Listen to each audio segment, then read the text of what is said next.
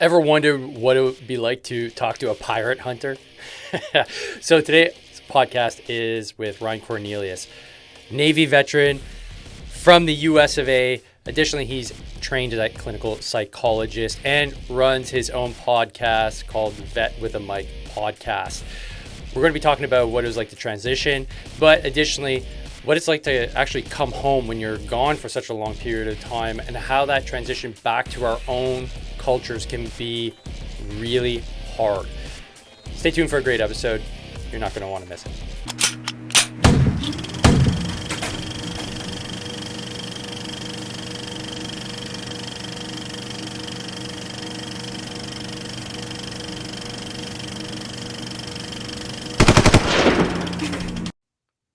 Here we go. All right, folks. Trying this out with Restream again, and I got a special guest on. His name is Ryan with Vet with a Mic Podcast. We got put in contact by Raiden, who is another podcaster that I had the honor of being on about a month ago. And it's just awesome to make more connections in the veteran space, especially with our brothers to the south. So, Ryan, really appreciate you coming on my show after having just done your show about an hour ago. Going through another great episode there, which I'm sure is going to hopefully take off with just my name alone, right? And Well, and go I can viral. tell you, I don't think I have much to offer in reciprocal if that's what we're basing it on. My name Don't, is Mud, you know. yeah. Don't underestimate the power of Canucks and our ability to network here, because, like I said, we're about 1 degree of separation from each other in the military Mhm. community. So Yeah. you'll be a household name by next week. So welcome to the show, Ryan, and why don't you give the listeners a quick taste, a quick sneak peek as to who you are and what got you into podcasting in the first place? Sure. Well, ironically, Raiden and I were stationed together in Sicily. Oh, We no didn't know way. each. Yeah, you want to talk about 1 degree of separation? Yeah, we didn't know that at the That's time. cool. He worked in the hospital, and I was in security department. But I just a brief background. I joined the United States Navy in 2008. So I served from 2008 to 2013. Um, did some a variety of different taskings, but primarily I was a master at arms, which is our version of a military police. Spent my first couple of years doing anti-terrorism and anti-piracy off the coast of Iraq and off the coast of Somalia. So it was a good time. And then spent 3 years doing military police work in Sicily. After I got out, I just noticed that I felt pretty estranged from other people. Said, all right, well, I'll go back to the university and pick up a couple of college degrees that are paid for by now Uncle Sam.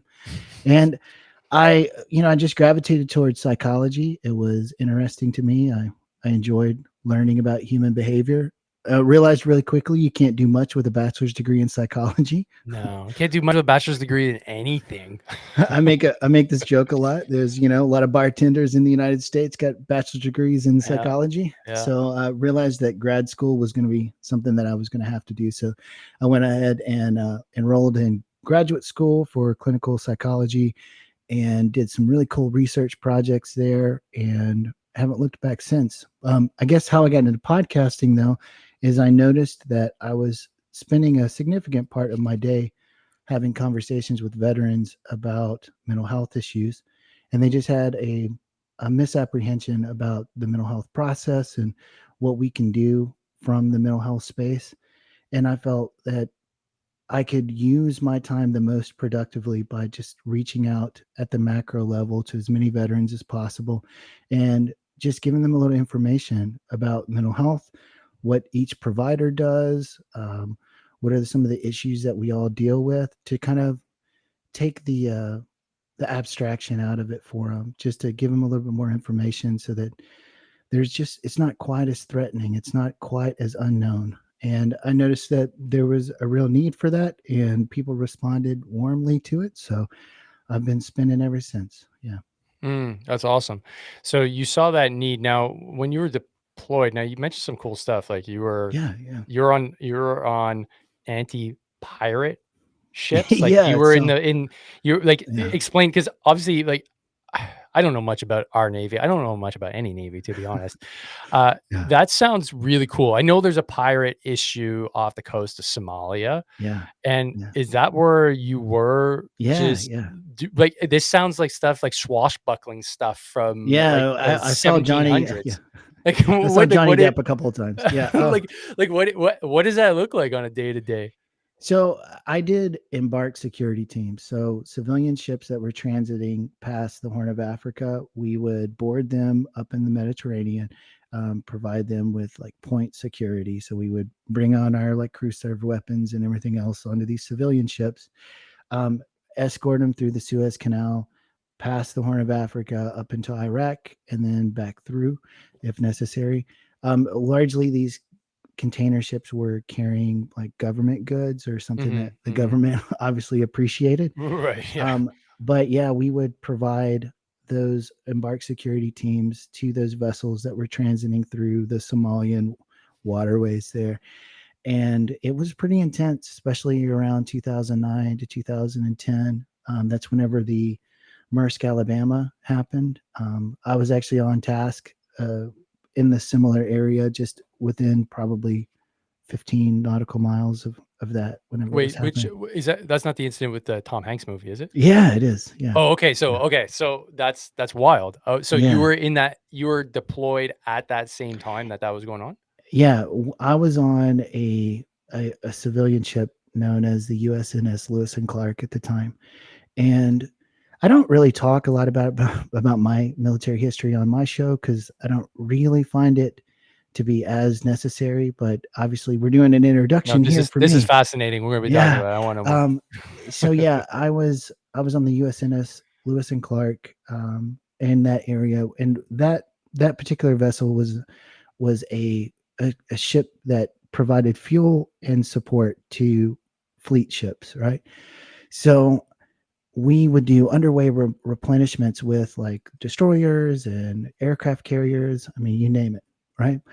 So about 2 weeks or so after that had come to its conclusion with the Tom Hanks movie, the pirates were really angry, and they hit us for about an hour. When I say hit, they pursued us with three small boats with about 4 or 5 pirates each for about 57 minutes, I think was the official time. You know, when you're going through it, it feels like 5 minutes, right? Mm. But yeah, it was a pretty intense couple months there around that pirate incident that That's later got wild. turned into a Hollywood movie. But Yeah, yeah. no kidding. That's a good movie too. Okay, so what is it then, you're obviously in a high stress environment. Like, you're part of a boarding party on a civilian ship. That sounds pretty high speed. You have to physically go board these pirates that you don't know what's going, like, you don't know on a like on an incident basis what they've got on the ship, what their capabilities are. Like, walk me through that. What was that like? Like, how do you prepare for that kind of interaction with, the quote unquote enemy? So fortunately, I did not do VBSS. Okay. We Okay. just protected the civilian ships themselves. Okay. So we were actually doing like counter VBSS in a sense, right? Gotcha. The Okay. pirates wanted on, we were keeping them off, right? That was our job. Gotcha. Okay. Um, so yeah, it's a degree, I would say, at least a degree or magnitude more dangerous to board their vessels. Okay. But yeah, they would typically carry like AK-47s and RPGs, and what they would do is they come from like 135 and 225 in a 360-degree environment, right? So that's roughly about your 7 o'clock and your 4 o'clock, right? Mhm. So that those are the approach angles that they would try to get to. So they would come up your aft, your stern, like as quietly as possible because you can't see them until they start moving. So they want to be in a particular location to where they think that you're going to be going through. So they spend a significant amount of time trying to scout out which vessels they're going to hit. It's not as random as it may appear. And then they just hit throttle. When that throttle gets moving, then your wake starts to happen, and that's whenever they become visible from our position. So it seems as if they come out of nowhere. It's just all of a That's sudden they're there. crazy. And yeah, that day, that's about what it was. We just got lucky that the sea was pretty rough that day, and we were going through all of our PPRs, our pre-planned responses, to try to keep them from getting on the vessel, and we just got lucky. But yeah, they pursued us for about 57 minutes.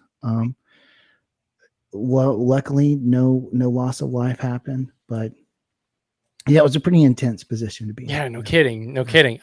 So that I imagine that was near the end of your like career. Like, like Right out of what was the basic, timeline? right? Like No, so first command. Yeah, just so it you're was not leading only the mean. first command, it was my first mission, man. I So was you're leading baptized mean, and you're like fighting Somali pirates. right Wow, out the gate. Yeah. that's wild, man. And which, like, don't get me wrong, as you know, in these situations, it's a lot of boredom. It's a lot of just waiting around, and then it's Hmm. just out of nowhere there'd be just an adrenaline spike. Hmm. So I don't want to seem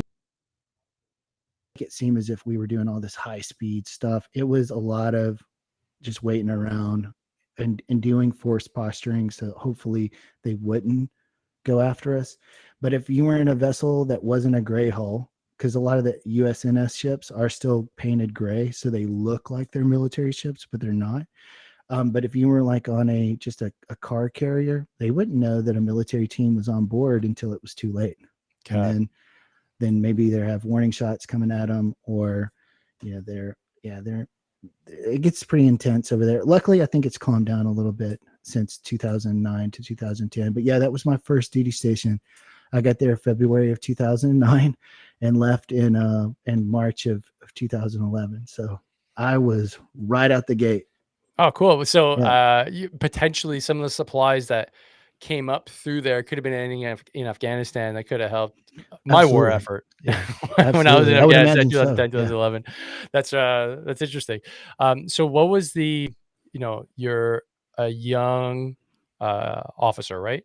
No, I was No, enlisted guy, you're man. enlisted. Okay. Yeah, yeah. And what was your basic like? What was your training like? I'm always curious to know, because you have so many different services and so many different trades that Yeah. it varies wildly, because we have such a small military here that basically everybody goes to one spot, they do their basic training, and then they go off to the battalions and their trades and stuff like that. Yeah. So for you guys, what was that like? What was that experience coming out of the gate?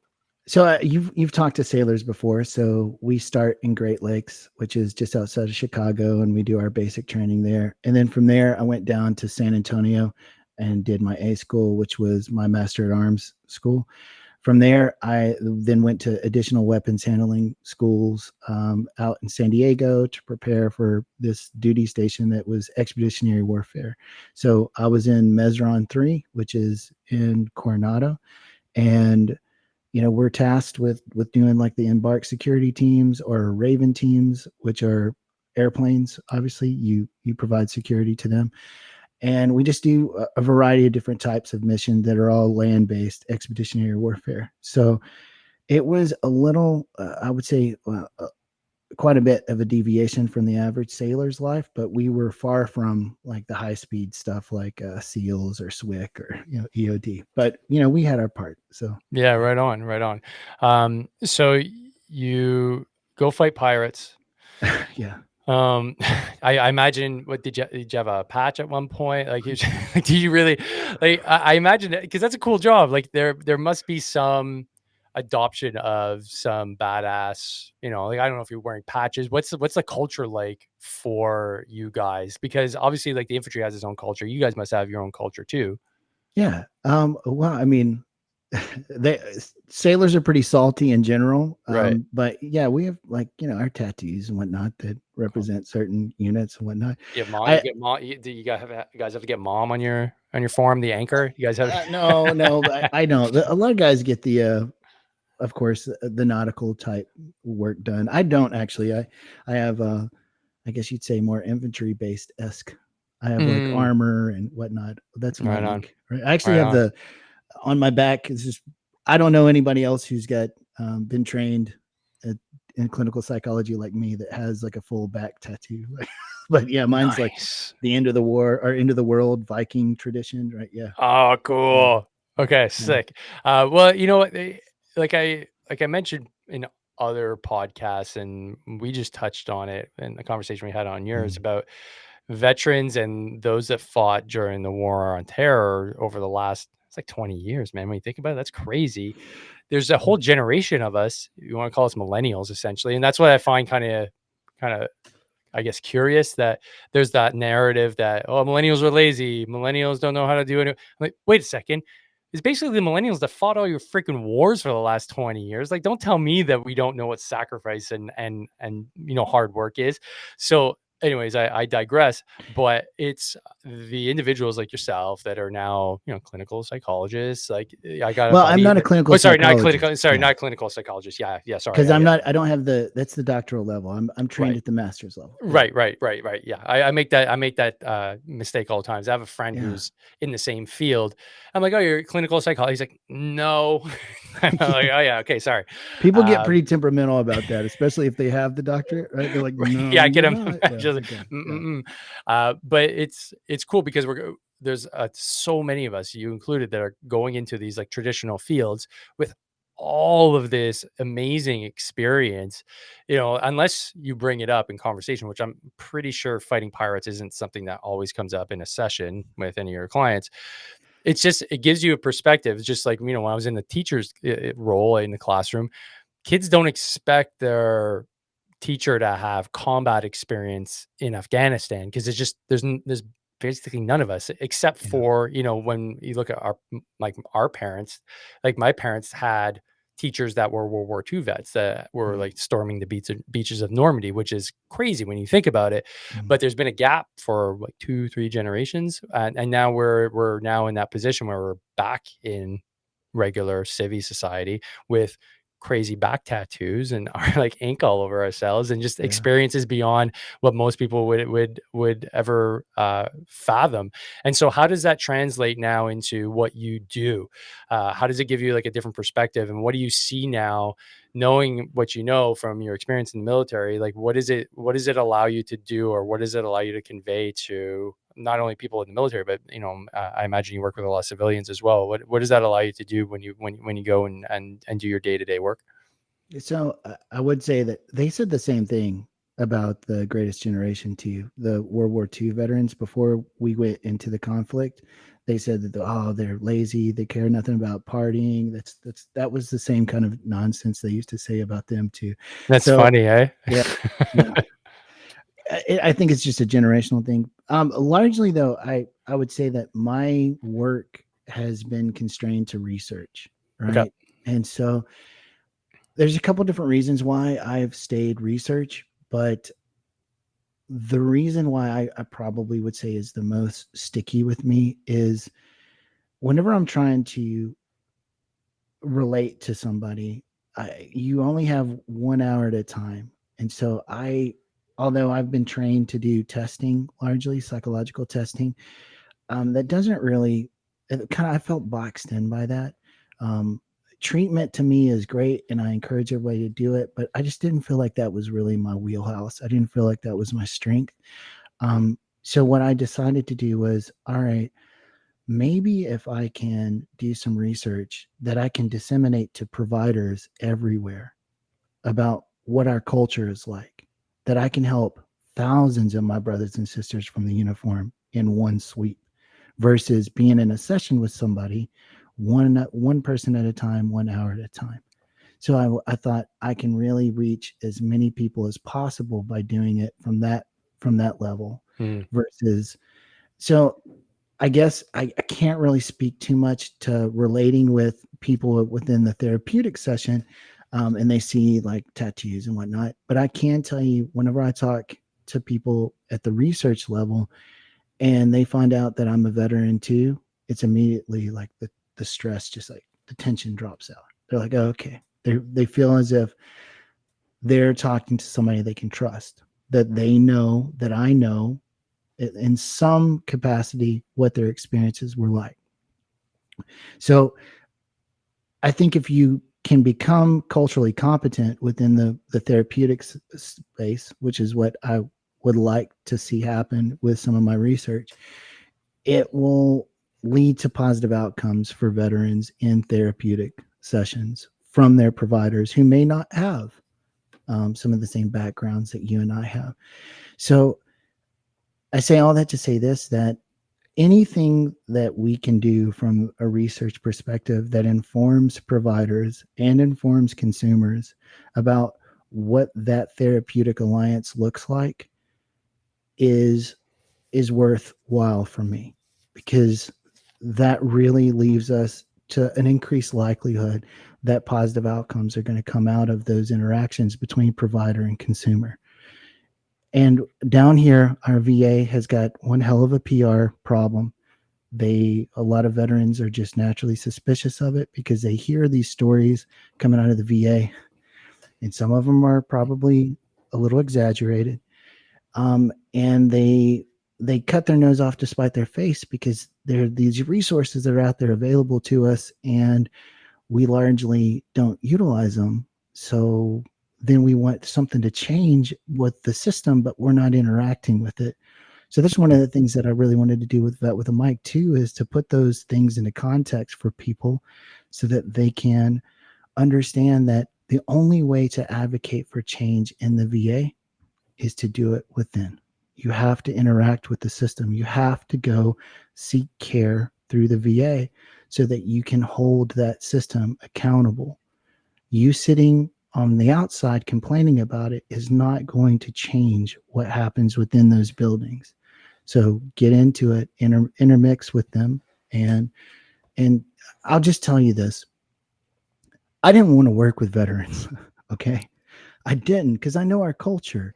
I know what it's like to be in the uniform. I know that, at least in the American culture, if somebody said, "Hey, I need to talk to somebody," oftentimes leadership just totally pivoted on them and isolated them and put them into a Mhm. position that largely most of us would consider to be a little demeaning. They said they could keep an eye on them. Well, when you see leadership do that, it's just, there's a chilling effect that just resonates all through the ranks. Nobody wants to say anything whenever they're struggling with something now, because they're afraid of reprisal. They're afraid that they're going to get treated in the same way. So I knew that all of this stuff gets taken into the therapeutic space. So I was like, I don't want to work with veterans. I know that I'm going to have to spend like twice as much time trying to undo all of that lost trust that the uniform did to them.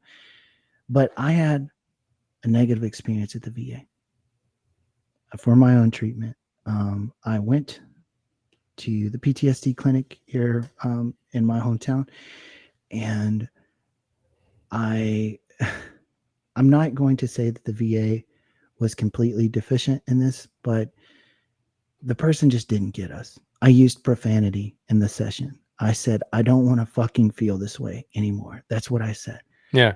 I didn't say, you make me feel this way. It was not anything that was aggressive. It was just me stating that I was to the point where I needed to start wading through some of this. And the person went, could you not use profanity? It hurts my ears. Real condescendingly, like that. And It's like I maybe just, you're in the wrong spot, bud. right? Well, yeah, and it was a female too, so maybe that had something to do with it. And I just went, well, this is my culture. Mm. I mean, we have acronyms built into with profanity. Are you kidding me? Like, I'm a veteran. Like, and because I was already in graduate school at that point, I was already being trained in the approaches that I would be using if I was going to be sitting in this session as a professional.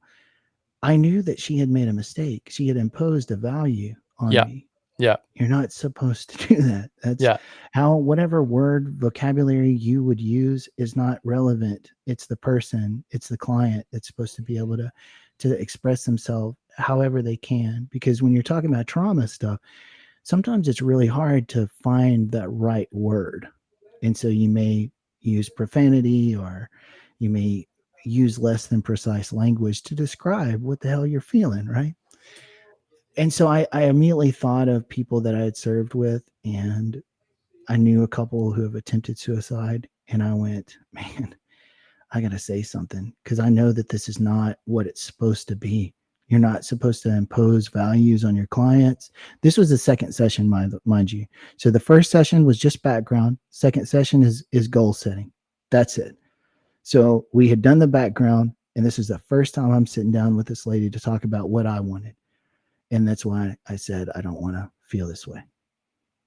And that's whenever the rupture happened with the trust with me. And I saw just how deficient being in being incompetent to the military culture can be. Mm-hmm. Because as soon as you say that to me, knowing my cultural background is we use, especially sailors, we use profanity quite a bit. And I know that that's pretty You do? common with imagine. So I'm shocked. she was doing more harm than she was realizing just by she was already starting to erode the trust that a Right. person would have in the process, because now they're feeling like they have to be judged and they're censoring themselves Mm-hmm. in this space where it's already hard to describe what the hell you're going through. Right. And so I that was a complete paradigm shift for me though. I went, well, hell, if not me, then who? Because I've spent time in the uniform. I know our culture. And I also know this other part of me, which is the mental health domain. If I'm not going to be willing to go into the fray for my brothers and sisters, who the hell is going to? And so it just completely shifted my perspective. I moved from one type of mental health provider that I was being trained into to another type, because it was just I couldn't unsee that. Now we had all heard about it, but when I experienced it firsthand, I couldn't unsee it. So Mm-hmm. it was it was it was quite the blow to me. I struggled with that for a while because I just went, if this is the best that my brothers and sisters are getting, it was hard for me not to be angry at that and to feel like a sense of injustice in the world. But luckily I went to another provider in the VA system and they were awesome. But if Mm-hmm. I had stopped there and that's the only place I had went, I would have walked away with the experience thinking that the VA was just shit.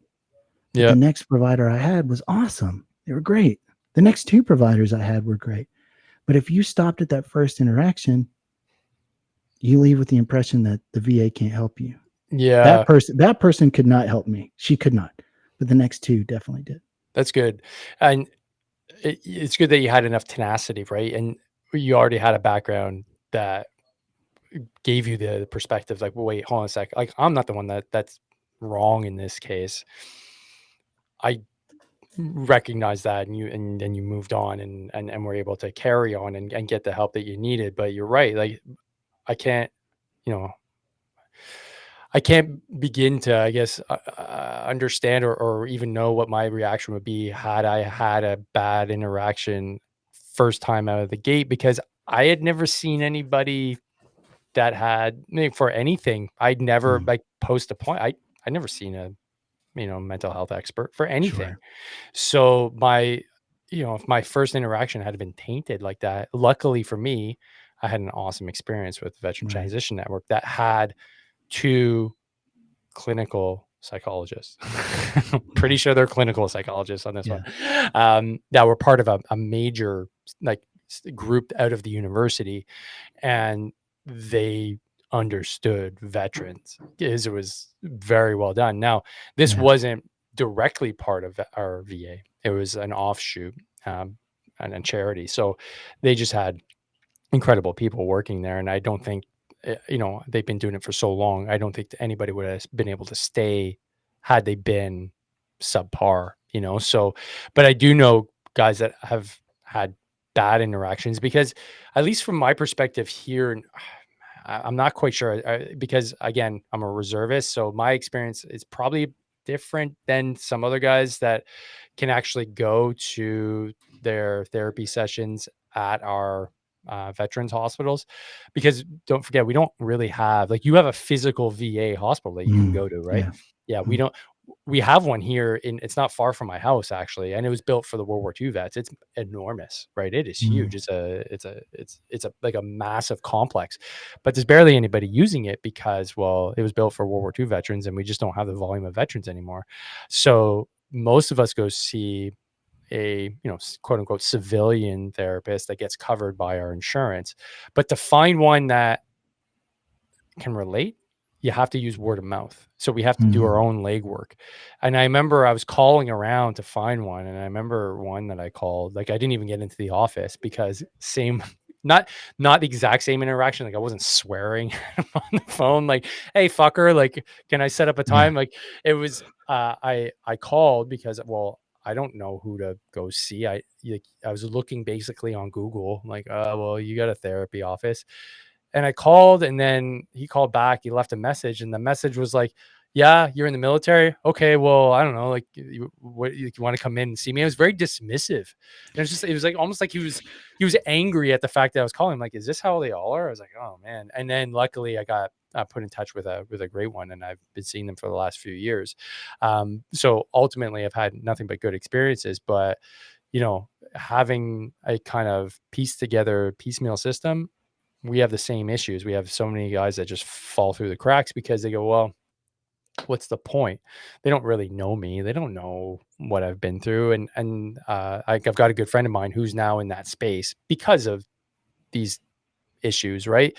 Who knows best than somebody that's been there? But your system is so much bigger than ours.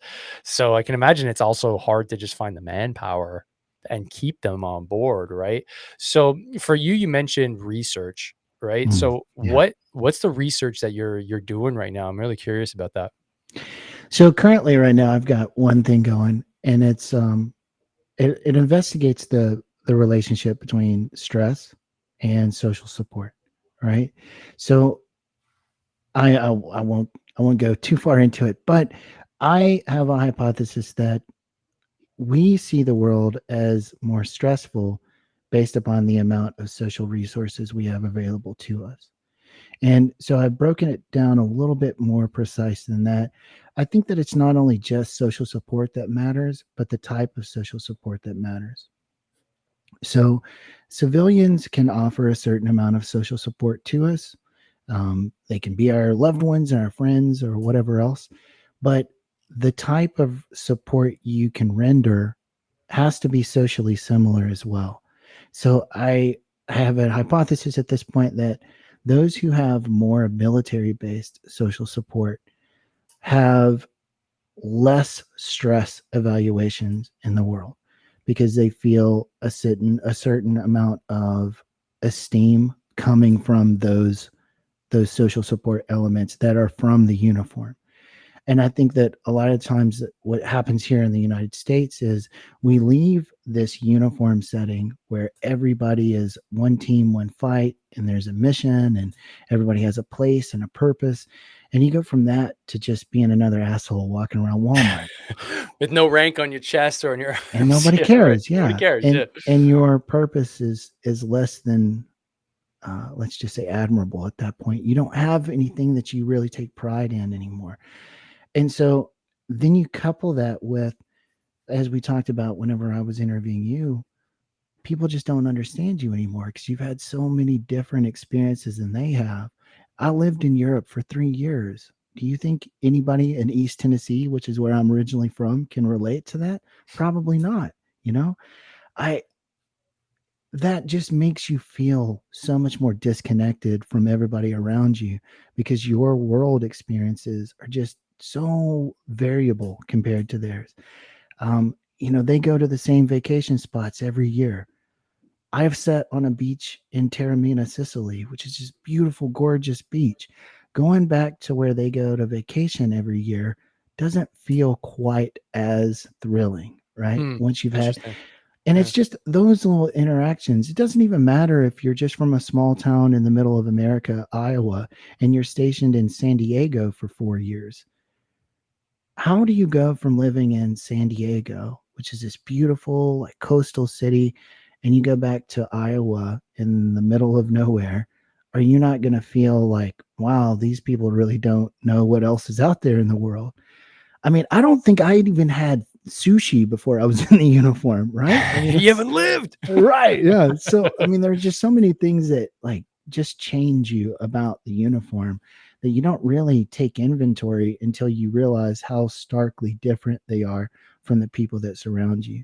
Hmm. So, for American veterans, we go from this really tight social cohesion where we're around a lot of different kinds of people. Maybe we're spend time in overseas locations, and then we just go back to wherever we were before the uniform, and you don't relate to anybody anymore, and that feels so ostracizing. And I think that these losses of social support from the uniform may be what's driving things like the 22 a day, because you just lose your brothers and your sisters from the uniform. They're Right. not with you anymore, and you couple that with just the loss of purpose that you once had in the uniform, and it's really hard to acclimate to life after the uniform whenever you don't feel connected to anybody and you don't feel like you have a meaning in life anymore. Hmm. So you're halfway there to some depression type. It's something that I feel really passionate about right now, because I don't know what the Canadian statistics look like, but we're having some issues down here in the States with our veteran community with the 22 a day. It's probably much higher than 22 a day, honestly, but Really, eh? yeah, yeah. Well, the 22 a day is a statistic that we definitely know about. We have Mm, 20 we and I help organize the Montreal chapter of the 22-kilometer Ruck for Remembrance every year. mm, And granted, we don't have the same number, right? So proportionally, we're not going to have 20. If we had 22 veterans commit suicide every day, that would like we'd have no veterans left in a yeah, very short period of time because we only have about 600,000. So right. we have a proportional level, and including first responders too. It's no small number, that's for Mm, sure, and it's definitely an issue. And it's interesting that you mentioned all the same things that we're seeing and that I experience too, right? Like even though I'm from the city, your hypothesis seems to ring true. It's that lack of purpose, right? That lack of mm, purpose, it was just so soul crushing to me. It forced me to do things that I like. First of all, like I came back, went to Europe for decompression, if you want to call it, yeah. for 2 months with my buddy, which was great. It was a ton of fun, and who's a veteran as well, who's still in the military actually. And we just had a blast. I had no attachments. But then I came back and I realized, oh, I've got real life to deal with now. And I sold every worldly possession I had before I left. I was like, if I don't come back, at least there's nothing. So I came back and there was nothing. I was like, okay, well, I'm staying in my parents' basement and trying to figure out my life. And just that's not the best place to be when you've just come from the Mm. highest of highs. I was coordinating my like AORs, like You were important, recovery. man. I was Yeah. important. Guys wanted to talk like warlords and Taliban and like the world I was doing like sit reps for generals on the radio. Like that's and then I come back and I'm just sitting in my parents' basement Mm, doing nothing, and I started to go loopy. And so I yeah. reached out and I went to go find a teaching job like ASAP at my some of my buddies that are on tour with were actually teachers too, and they'd been on tour before. Like they don't even think about going to work for a year. I was like, Mm, that's impossible. I have way too much to give back. I'm fine. I'm good to go. But it was that lack of purpose because I felt useless that was just sinking me into this like dark hole, and I didn't expect that to be so bad. So um from what you're realizing, I guess there's a bunch of compounding factors. Is one of them that I want to touch, I guess, on the greatest generation and went and fought during World War II. mm, It seems like obviously like I didn't know my grandfather because he passed away when I was 4, but I heard the stories that he would just have his ups and downs, and like it just seemed like he was an angry dude, and like he burned everything from the war, like all these like typical things that if any of my buddies would be doing, I'm like, hey, you mm, should probably go get some help. But they had an entire country that knew what, because all the men went. The men that mm, came back yeah. were veterans. Even the people that were in the country not fighting were contributing to the war effort. There Right. was an understanding, hey, we've been through something.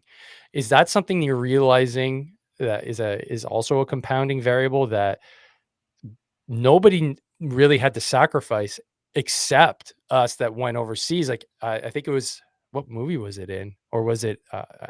It was a good quote. It's like, you know, while was it while we're fighting and dying in Afghanistan, you're over here shopping at Walmart, or I'm paraphrasing something to that effect. But like there was no there was no idea other than what you saw on TV. Like, oh, we're gonna have casualties. Oh, that sucks. Oh, support the troops. Yay, you know.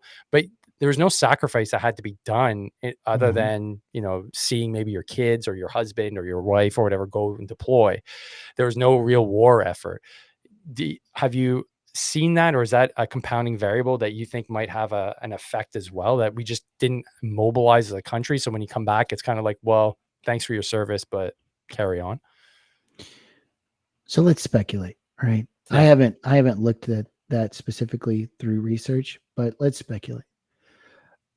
I can imagine that a lot of us would say, if you were asking them about this, whenever somebody,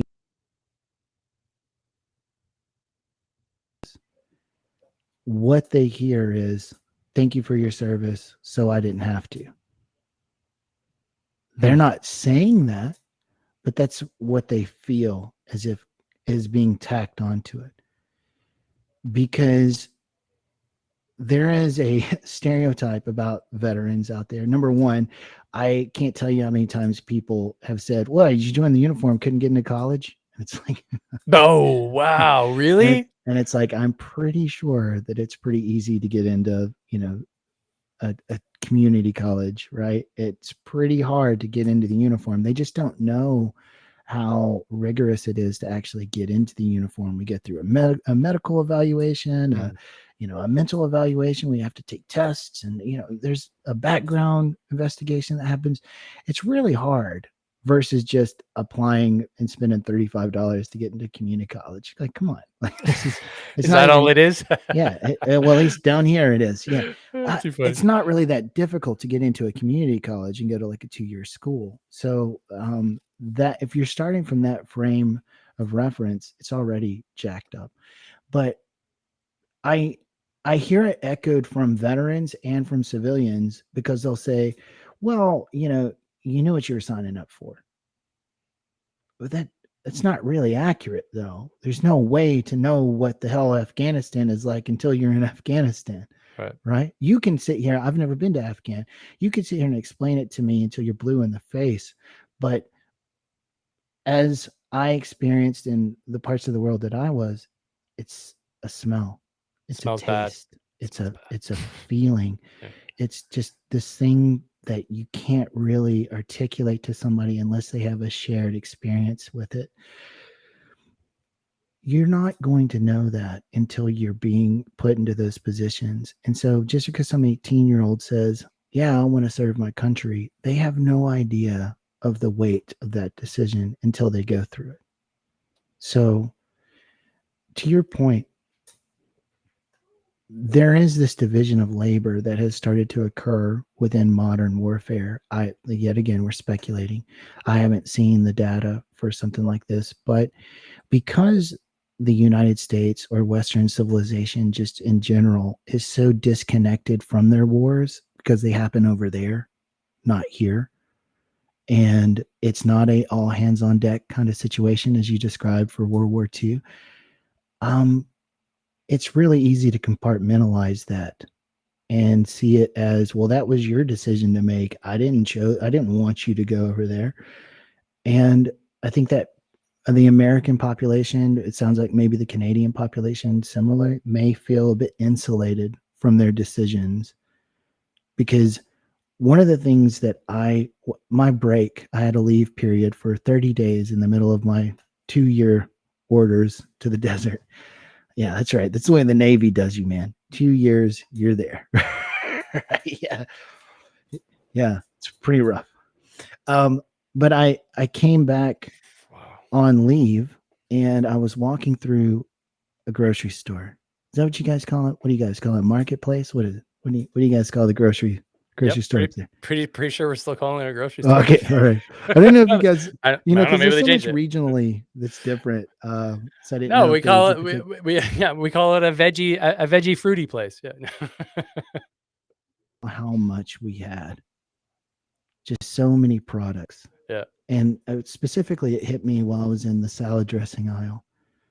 There was just like 42 different types of ranch dressing. Oh And I got disgusted, man. I was like, man. I felt, what is this? Because I just came from a place where there was hardly anything. There was just not that the rest of the world just doesn't live that way. And then here we are in this Western civilization in the American culture, and we have so much shit we don't even realize how much shit we have. And it made me nauseous. It made me have a little bit of a resentment towards the American people because they just didn't realize the way the rest of the world lived, and they came across as babies or just like so entitled. You have no idea what I'm living through over there, what my brothers and sisters are still living through right now. They have, we would kill for a fraction of this just to be able to have access to it. What does somebody do whenever they don't get their avocado ranch? Do they have a meltdown in the grocery store? You know? Talk to the manager. It's Yeah, unacceptable. right. Yeah. But I guess that was one of the things that really I noticed such a stark difference in me. It's like I didn't feel American anymore. I didn't feel a part of the culture in which I left. And maybe that's why civilians feel insulated from it because they're so insulated from the rest of the world. They don't feel the same level of devotion to those who have served because they don't understand it. They don't have a frame of reference for it. I know I said a lot there, man. I hope, No, yeah. you uh, really just explained my sense of disgust when I came back too. And I don't know if there's a term for that reverse, I guess, culture shock. Is it reverse Yeah, culture it shock? is. Yeah. Where you go over, it's a culture shock, right? It's like, holy shit. Mhm. I traveled quite a bit before I went to Afghanistan, but like, you don't travel to war zones. No. So I've been to some places in Central America that were a bit sketchy, but still there's running water. There's not Mhm. people just randomly dying in the streets. Like it didn't smell terrible. Like it was just a normal kind of Mhm. country experience, you know? Like I still got to party and enjoy myself. Like show up there and you're like, wow, this is next level, right? Mhm. This is a war zone. Okay, cool. And then when it came home, I had that exact same feeling. Like, what the fuck? What are we doing? And it was just, and I was like, I'm crazy. Okay, I'm crazy. I can't go around. I can't be that guy that like walks around like in combat pants and like starts yelling at people. Like, okay. Mhm. I remember so distinctly, I couldn't watch TV for a long time. And the reason for that is that I couldn't watch commercials because the commercial, it wasn't the show per se, the commercial itself drove me to like anger. I'm like, and there's something about the commercialism of everything Mhm. and the phoniness. And I was just, I couldn't, I didn't have the, I guess I didn't have the vocabulary. I didn't have the awareness. I didn't have enough to put into words or express what this feeling was of disgust and also that shame of, but I'm Canadian. How am I disgusted with what's going on here? Because this is the country I went to go fight for, but now I'm disgusted with everybody around me. I'm like, well, if I'm disgusted with everybody, then obviously I'm the problem. Mhm. And so then that just kind of that didn't help. Let's just put it that way. And it took a long time for, and there's still elements that I have, but what I've been able to turn it into is just this appreciation more than this resentment, right? So I've been able to just deal with the fact that, well, I have a perspective that 99.9% of Canadians have no idea of.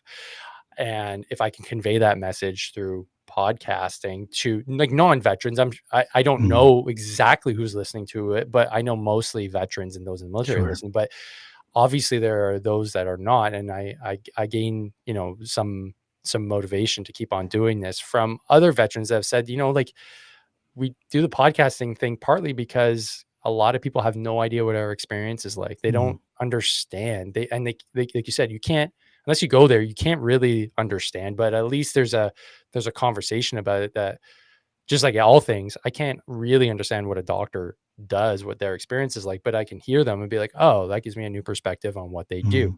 And I think that's the power of, us being in this space, is that you can convey a message, from your perspective, which is really insightful.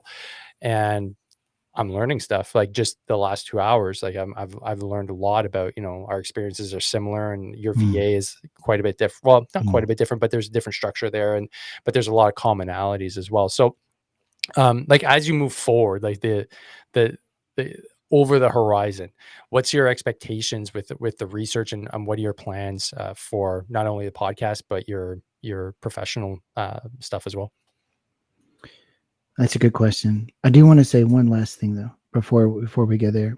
There is a song by the band Murder by Death, and they do a video, and the song is called "The Beatings Will Continue Until Morale Improves." That's my That's the favorite song. expression. Yeah. And in the video, the song, it has to be watched through the video because the video is really powerful with the images which they use. But in the video, it describes this man out in the desert for 30 years hunting the devil. And then he comes back home. And in the song, it says he comes home to whispers and stares. And he discovers that the devil that he has spent 30 years of his life out looking for in the desert is at home. That the devil has always been right there where he left. And not only where he left, but the devil was actually the woman that he was in love with. So he comes back to this town in the images in the video of the story of the song, and he walks in and he sees that the woman he left has not aged at all, even though he's been gone for 30 years. And that's when it dawns on him that she was the devil the entire time. I have never felt so connected to what it's like to be a veteran in the United States than I was whenever I saw that music video. Because to me, it went, that's exactly what it felt like. I was over there fighting terror, trying to keep the American way going. And I come back and I see Americans aren't what I thought they were. And that's not to say that's accurate, but that's the way it felt at the time. Hmm. I felt so disconnected and alienated and disgusted with what I found coming back into the American civilization after living overseas for so long. So, what do we do with this in the future, right? Um, I, I would say the remedy that I propose largely is to connect with your brothers and sisters from the uniform, to be with other veterans. They understand your worldviews, they understand your culture, and that really can provide a sense of community and connection to life after the uniform. What I want to do with Vet with a Mic, what's the ultimate goal, is when I talk to people like you and you talk about the examples that you use to navigate the great divide that is transition and to reacclimate into the civilian life, I want people listening to be able to pull that from your story and apply it to their life. So hopefully they see, oh, well, this worked for Dave. Maybe it'll work for me. And that gives them some inspiration and motivation that things may be really bad right now, but it's temporary. You may feel like you've been chasing the devil for your entire time in the uniform. You've come back and now you feel like the United States is your devil, but it won't last forever. You'll reacclimate, you'll readjust. And if we can buy some more time to let that happen to you, that's all the effort, all the hours of editing that we have to do, all the stuff that we have to do podcasting. It just gives my life a sense of purpose. I'm chronicling the stories of my brothers and sisters from the uniform for prosperity. Whoever can be listening in the future, that they can hear these stories and say, "Man, these men and women were giants." Whatever it may be. So maybe in the future they'll look at our war on terror and say, "Yeah, man, they were a great generation too." But yeah, I hope that that's the loftiness that I have for Vet with a Mic. I hope that people listen to the stories and they find some meaning in their life through the meaning that these other veterans who are being interviewed have in their own life. Right on. That's really powerful. And I think we found the title for the episode. We Were Giants. I love it. I just wrote it Yeah. down. Oh, yeah. I Not saw gonna, you jot something down over there. yeah, I'm not gonna forget that one. So Ryan, that's really insightful. And it's always cool to get the perspective from a brother from the South, right? Like not from the South, but from Oh, I am the from the American. South South. You are Yeah. actually you're from you are from the South, Yeah. but what I mean by that is the United States, right? It's there's a, and at least I've been trying to as well, is to try and unite this idea, or I guess this decades worth of war with a common thread, because we were all deployed to the same places. We were all there for more or less the same reasons. It was very unique in that sense. The wars were in different geographical location, but ultimately it was the same war. But it went on for so long. Mm. The mission creep and everything that came about from it, and the the the warriors that were part of this war, there's so many of us, but we're also so disconnected because we didn't go back to the countries that had just, millions of veterans, because we didn't all have that big World War II experience and Mm. that shared kind of hardship at every level. So piecing that together is like piecing together like one of these quilts. There's stories from the UK and there's stories from Australia and from here and from the States, and it's an interesting kind of project that I'm kind of up to, and it seems like you are too. And your voice is going to be really important to keep that alive, because it just seems that there's so much going on every day. I got a really good analogy. It's like the news is like one of those advent calendars. It's just a little bit to kind of give you a little taste, and then you're on Satiate the need there. satiate Yeah. the need, Yeah. and then you go to the next day, and then the next day. But there's no continuity, and that's what I'm afraid we're starting to lose, because there's so much noise. So I really commend you on what you're doing and the research that you're doing. It's a really cool project that you're up to, and I wish you all the best in the future. So Ryan, where do people find your podcast, and how can they reach out to you on socials? So I am just at this point, I'm on everything, right? I am on Spotify, I'm on Right on. Amazon, I am on Apple, I'm on all of it. I guess the easiest way to get to all that is vetwithamic.com. And of course, you can find me on Vet with a Mic on pretty much all of the social media platforms as well. Um, I don't know if you could ever accuse me of being creative, because Vet with a Mic seems a bit on the nose, but I wanted it to be as identifiable as possible. Yeah. So you can find me on all the social medias at Vet with a Mic, and you can find me just generally at vetwithamic.com. If you guys want to reach out to me, you can reach me at ryan@vetwithamic.com. Right on. Ryan, it's been a hoot. I think there's going to have to be a repeat at some point Let's down do the it, man. road. Yeah. Definitely want to hear the outcomes of that research as it progresses, and I imagine eventually get published and hopefully peer reviewed. Maybe, is that Oh, a possibility? we'll hope, right? Sounds That's a good. long process too. I It know. usually takes years to get something published through peer review, by the way. Yeah. I know. I know. Yeah, you do I know. went down that road for a little bit. I got I did a project, and then the intent was to have a nice big peer reviewed, or at least a published paper. And just Mm. the published paper side of things, not even peer reviewed, is an endeavor that is no longer a thing. So I commend you on being tenacious on that front. So folks, it's always really humbling to know that you're tuning in and you're growing this podcast. I encourage you to do the same thing with Ryan. So go give him a subscribe, make sure to give a comment, and make sure to support your fellow veteran podcasters in this space. So that's it for me, folks. Don't forget, train hard, fight easy. Peace.